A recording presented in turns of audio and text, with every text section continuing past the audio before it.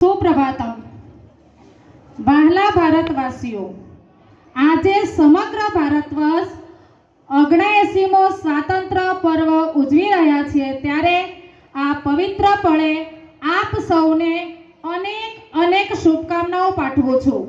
સાથે સાથે ભારત માતાને ગુલામીની જંજીરોમાંથી મુક્ત કરાવનારા, પોતાનું બલિદાન આપનારા અનેક નામી અનામી શહીદોને આ પવિત્ર ક્ષણે શ્રદ્ધા સુમન અર્પણ કરું છું।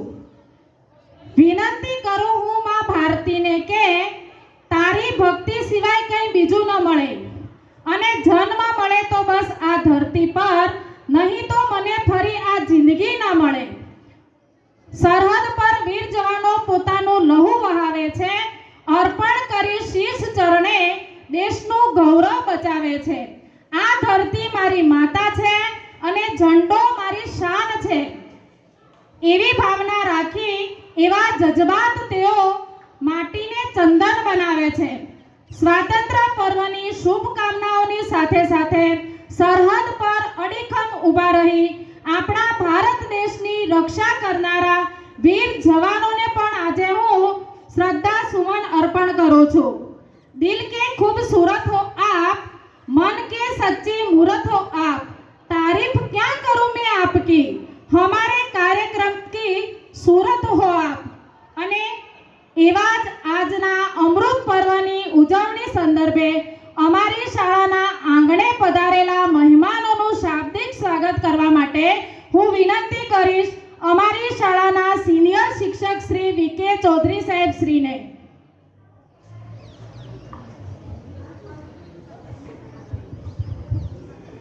નમસ્કાર। આજે 79મા સ્વાતંત્ર્ય પર્વ દિવસે ગામમાંથી અમારા આમંત્રણને માન આપી અહીંયા ઉપસ્થિત કેળવણી મંડળના પ્રમુખશ્રી, મંત્રીશ્રી, ગામના પ્રથમ નાગરિક એવા સરપંચશ્રી તથા આચાર્ય સાહેબશ્રી તથા પ્રાથમિક શાળાના આચાર્ય સાહેબશ્રી તથા તમામ સ્ટાફગણ તથા ગામમાંથી આવેલા વડીલો તથા યુવાન મિત્રો તથા બહેનો તથા આ શાળામાં તમામ વિદ્યાર્થીઓ જે ભાગ લઈ રહ્યા છે એ બહેનો અને શાળાના અને પ્રાથમિક શાળાના વિદ્યાર્થીઓને આ પવિત્ર પ્રસંગે આપ સૌનું અહીંયા હાર્દિક સ્વાગત કરું છું। સ્વાગતમ સ્વાગતમ સ્વાગતમ। ખૂબ ખૂબ આભાર સાહેબશ્રીનો। આજના આ સ્વાતંત્ર્ય પર્વ નિમિત્તે અતિથિ વિશેષ શ્રીની વરણી કરવા માટે હું વિનંતી કરીશ અમારી શાળાના આચાર્ય સાહેબ શ્રી MM ગુર્જર સાહેબ શ્રીને।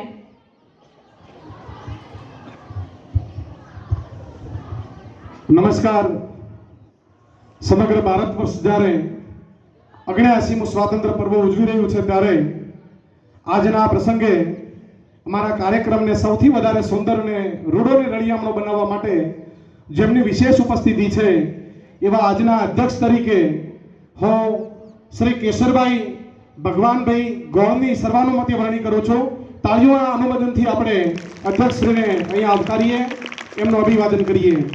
સાથે સાથે બીજા પણ અમારા કાર્યક્રમના સહભાગી અને જેમના કારણે આ કાર્યક્રમ બહુ રૂડો અને રળિયામણો થવા જઈ રહ્યો છે એવા અતિથિ વિશેષ પદે અહીંયા રમેશભાઈ લાલજીભાઈ ગોળની પણ હું અતિથિ પદે વરણી કરું છું, એમને પણ આપણે તાળીઓના અનુમોદનથી આવકારીએ। સાથે સાથે બીજા આપણા ગામના એક જાંબાઝ સિપાહી જેમને થોડા સમય પહેલા ભારત માતાની રક્ષા કરી, માં બોમ્બના સીમાડા સુરક્ષિત કરી અને માતૃ વતન પરત ફર્યા છે એવા અતિથિ વિશેષ પદે પણ હું નાગોરી જહાંગીર ખાન નારખાનની અહીંયા અતિથિ પદે વરણી કરું છું, એમને પણ આપણે તાળીઓના ગડગડાટથી આવકારીએ, એમનું અભિવાદન કરીએ।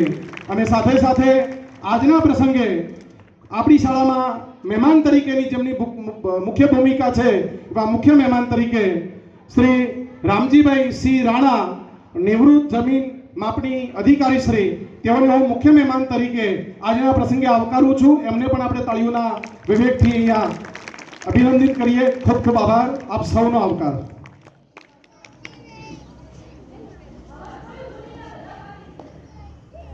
ખૂબ ખૂબ આભાર સાહેબશ્રીનો। ફક્ત શબ્દોના જોડકણાઓ ગોઠવવાથી જ કવિ નથી બનાતો, લેવાથી કાંઈ રવિ નથી બનાતું. હોવી જોઈએ માનવતા હૈયામાં ભરેલી, ફક્ત માનવીની કુખે જ જન્મ લેવાથી માનવી નથી થવાનું. અને એવા જ અમારી શાળાના આચાર્ય સાહેબશ્રીને હું વિનંતી કરું કે આજના આ પ્રસંગે પ્રાસંગિક ઉદ્બોધન કરે. શાળાના આચાર્ય સાહેબશ્રી.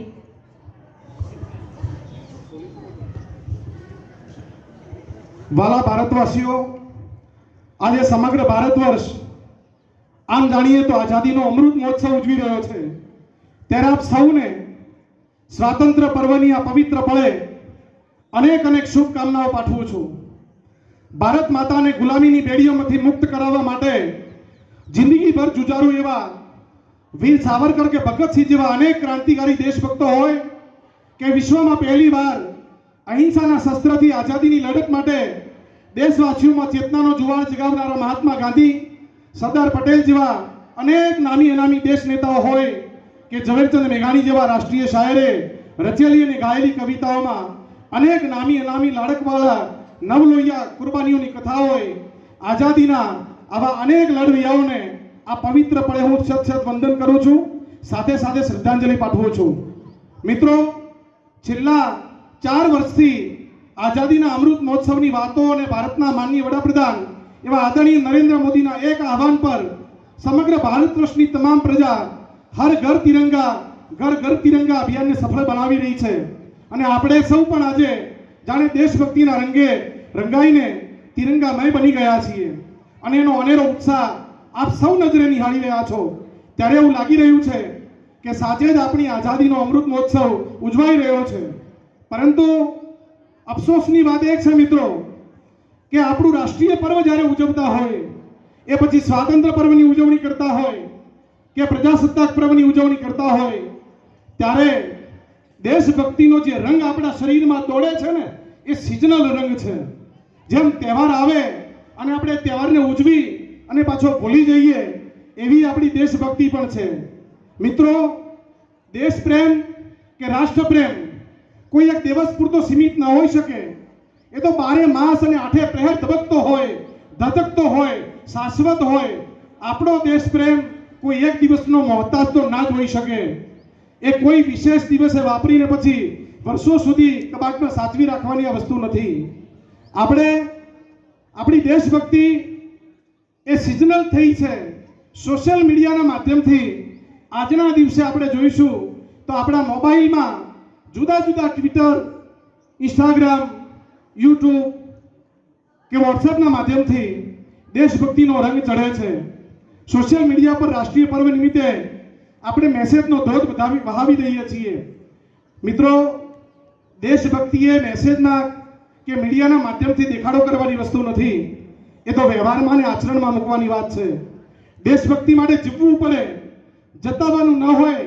દેશપ્રેમ સ્વાદ જેટલો અનાયાસ હોય, એક એક વિશ્વાસ હોય, એનો આયાસપૂર્વક ઢંઢેરો પીટવાનો ના હોય. દેશરાજ અને રાષ્ટ્રભક્તિ માટે આપણે શું કરી શકીએ? મિત્રો, છેલ્લા કેટલાક સમય પહેલા આપણા પહેલગામની અંદર આપણા પાડોશી મુલ્ક દ્વારા ધર્મ પૂછીને આપણા ભારતીયો પર ગોળીબાર કરવામાં આવ્યો. આખા દેશનું કાળજું આહત થયું મિત્રો. અને બહુ ગણતરીના દિવસોમાં ભારતીય સેનાએ ઓપરેશન સિંદૂરને અમલમાં મૂકી અને ઈંટનો જવાબ પથ્થરથી વાળ્યો મિત્રો. અને એ દિવસે આખા વિશ્વએ ભારતની ડિફેન્સ સિસ્ટમ, આપણી સંરક્ષણ પ્રણાલીની તાકાત જોઈ લીધી મિત્રો. એક જમાનો એવો હતો કે ભારત ભિખારીઓ અને મદારીઓનો દેશ કહેવાતો. એક સમય એવો હતો કે ભારત તરફ સૌ ધૃણાની નજરે જોતા હતા, બિચારો બાપડો. પણ આ સમય આવ્યો છે વિશ્વની નજરમાં આંખમાં આંખ મિલાવીને વાત કરવાનો. હવે આપણે બિચારા કે બાપડા નથી, કારણ કે આઝાદીના અનમોલ 79 વર્ષ આપણે પાછળ ગુમાવી દીધા છે. આપણો ઇતિહાસ બહુ ખંડિત હતો મિત્રો. આપણી આઝાદી રક્ત રંજિત હતી. આપણે હવે આઝાદીને ટકાવી અને જાળવી રાખવાની જરૂર છે.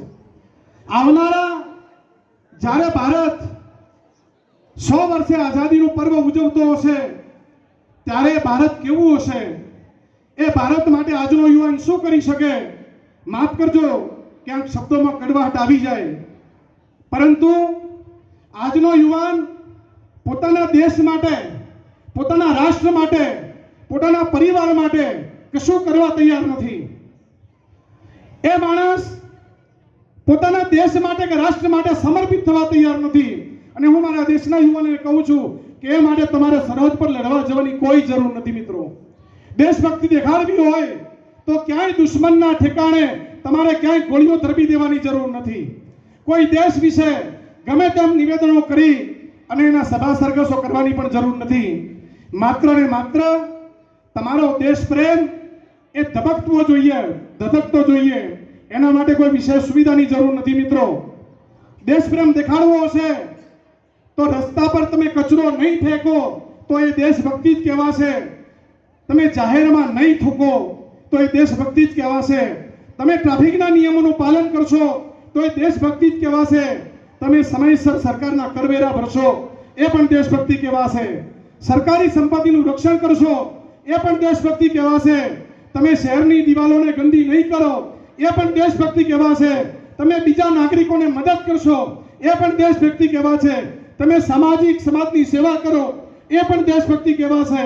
અને સૌથી મોટી વાત, તમે પ્રકૃતિનું જતન કરો, પર્યાવરણને બચાવો મિત્રો, એ પણ દેશભક્તિ કહેવાશે. પાણીનો વેડફાટ ન કરીને પણ આપણે દેશભક્તિ દેખાડી શકીએ. પ્રદૂષણ ન ફેલાવીને પણ આપણે દેશભક્તિ દેખાડી શકીએ.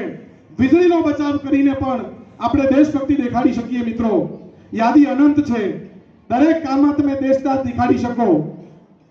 માર્ક ટ્વેઇને કહ્યું છે કે ભારત માનવ જાતિનું પારણું છે, ભાષાનું જન્મસ્થળ છે, ઇતિહાસની જનેતા છે અને પરંપરાની દાદીમાં છે, રીત રિવાજોની વડદાદી છે. ઘી દૂધની નદીઓ એ કોઈ વાર્તા નથી. સમગ્ર વિશ્વની નજર એક સમય હિન્દુસ્તાન પર હતી. આજે વર્ષો પછી નજરઅંદાજના નકશામાંથી નીકળી અને વિશ્વની સામે આંખમાં આંખ પરોવીને વાત કરતા થયા છીએ મિત્રો. પવિત્ર ધર્મ સ્થાનોમાં ગાડું ભરીને ગંદકી કરીએ છીએ અને પાછી વાતો કરીએ છીએ, વાહન પાછળ લખાવીએ છીએ કે મેરા ભારત મહાન. મિત્રો, ગમે તેવી ગંદકી ફેલાવી અને આપણા પાછળ, આપણા વાહનની પાછળ મેરા ભારત મહાન લખાવી દેવાથી આપણે દેશપ્રેમી નથી થઈ જતા મિત્રો. સ્વચ્છતાથી સરકારનું કામ નથી. ગમે ત્યાં મસાલાની પિચકારીથી ચિત્રામણ કરતા મારા ભારતીય યુવાનોને કોણ સમજાવશે કે તમે આ દેશનું ભવિષ્ય છો? આજનો યુવાન પોતાના પરિવાર માટે, પોતાના રાષ્ટ્ર માટે, પોતાના દેશ માટે, પોતાના રાજ્ય માટે, પોતાના ગામ માટે પોતાનું ખૂન રેડવાની જરૂર નથી. અને બસ મેં જે યાદી ગણાવી એનું અક્ષરશઃ પાલન કરીએ તો હું માનું છું કે આપણી દેશભક્તિ સાર્થક કહેવાશે. મિત્રો, આઝાદીના આ અમૃત મહોત્સવનો જ્યારે સુવર્ણકાળ ઉજવાઈ રહ્યો છે ત્યારે થોડું વિચારજો કે દેશ ચલાવવાની સત્તા આપણને સૌને મળી છે. તમે કેટલું દેશ માટે કર્યું? વિચારજો કે તમને રાષ્ટ્રે જે આપ્યું છે એનો બદલો વાળવા માટેનું કોઈ કામ તમે કરો છો ખરા? મિત્રો, ભારત માતાના ખોળે પેદા થવું એ આપણું સદભાગ્ય છે, પણ એ જનની જન્મભૂમિ માટે કશું ન કરવું એ આપણું દુર્ભાગ્ય છે મિત્રો. વિચારશો તો અમલ પણ કરશો. દેશ તો આઝાદ થતા થઈ ગયો, તે શું કર્યું? કોઈ પૂછે કે માતૃભૂમિ માટે કંઈ કરો છો ખરા? તો જવાબ આપવા માટે આપણી પાસે કંઈક ઉત્તર હોવો જોઈએ મિત્રો. સમગ્ર દેશ સ્વતંત્રતાનો અમૃત મહોત્સવ જ્યારે ઉજવી રહ્યો છે ત્યારે લાગી રહ્યું છે કે જાણે આઝાદીના અસંખ્ય સંઘર્ષો, અસંખ્ય બલિદાનો અને અસંખ્ય તપસ્યાઓની ઉર્જા સમગ્ર ભારત વર્ષમાં એક સાથે પુનઃ જાગૃત થઈ રહી છે. હર ઘર તિરંગાથી શોભી રહ્યું છે. આજે ભારત વર્ષ તેની સ્વતંત્રતાના 79 વર્ષ પૂરા કરી રહ્યું છે અને આપણે બધા એક ઐતિહાસિક અને અદ્ભુત પળના સાક્ષી બની રહ્યા છીએ. આપણા વેદોનું વાક્ય છે મૃત્યુ મોક્ષિયમ અમૃતામ, મતલબ કે આપણે દુઃખ, ક્લેશ અને વિનાશથી નીકળીને અમૃત તરફ આગળ વધીએ, અમરતા તરફ આપણી ગતિ કરીએ. આ સંકલ્પ આજના દિવસે સૌએ લેવાનો છે. આઝાદીનો અમૃત મહોત્સવ એટલે સ્વાધીનતા સેનાનીઓ અને ક્રાંતિવીરો પાસેથી પ્રેરણાનું અમૃત, નવા વિચારોનું અમૃત, નવા સંકલ્પોનું અમૃત. આઝાદીનો અમૃત મહોત્સવ એટલે આત્મનિર્ભરતાનું અમૃત. મિત્રો, થોડા સમય પહેલા જગત જમાદાર કહેવાતા અમેરિકાએ વર્ષો પહેલા એવું હતું કે ભારત સાથેની ઘનિષ્ઠ મિત્રતા હતી, પણ ભારતે ઓપરેશન સિંદૂરમાં પોતાની સ્વદેશી ટેકનોલોજી અને સ્વદેશી ડિફેન્સ સિસ્ટમનો ઉપયોગ શું કર્યો? જાણે અમેરિકાની આંખમાં પણ જાણે તેલ રેડાયું. અને એને ભારત સરકારના કરવેરા 25% વધારી અને 50% ટેરિફ કર લાદી દીધો છે. મિત્રો, વિચારવાનો સમય છે. કોરોના કાળની અંદર આપણા ભારતે આત્મનિર્ભરતા તરફ ઘણા પગલાં ભર્યા છે. હજી સમય છે, વિચારજો.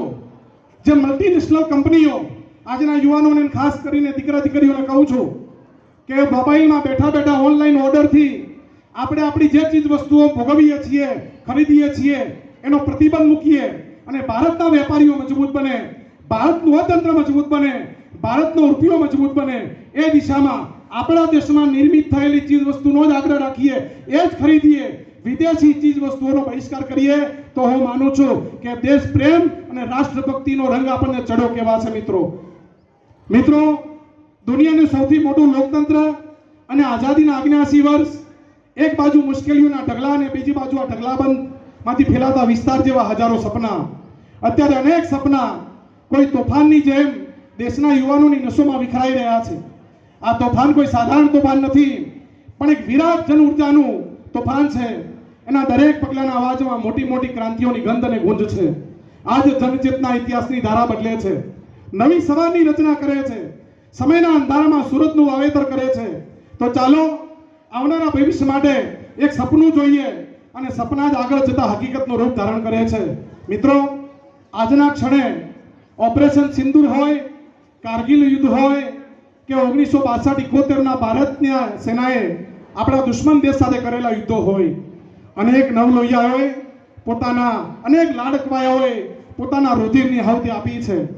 હું આપ સૌને એક જ વાત કહીશ કે આ દેશના જે જાંબાઝ સિપાહીઓ છે, માં ભૌમની રક્ષા કરતા જે આપણા સુરક્ષિત જવાનો જે સીમાડા સાચવીને બેઠા છે, રોજ સવારે ભગવાનને પ્રાર્થના કરો, હે મારી કુળદેવી, હે જગતજનની, હે ભગવાન, હે દ્વારકાધીશ, હે કાળિયા ઠાકર, તું મારું ભલું કરે કે ન કરે, પણ મારા દેશના સીમાડા સાચવીને જે સુરક્ષા જવાનો આપણી સુરક્ષા કરી રહ્યા છે, એમને સુરક્ષિત રાખજે, એમને હંમેશા સુરક્ષિત રાખજે. અને એના જ માટે બે પંક્તિઓમાં હું મારી બાતને વિરામ આપવા જઈ રહ્યો છું. મિત્રો, कैसे कैसे लोग थे, कैसे कैसे लोग जिए तो यूं जिए कि कहानियों में डल गए, मरे तो यूं मरे, अर्थ मौत का बदल गए.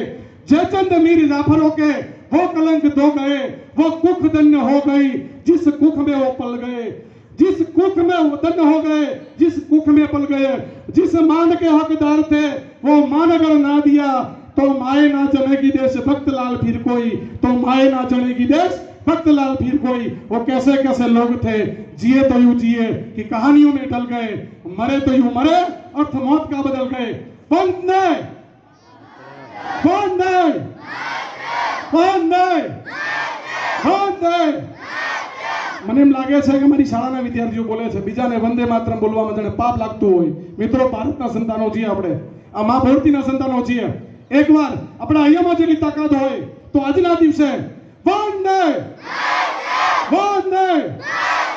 ખૂબ ખૂબ આભાર આપ સૌનો.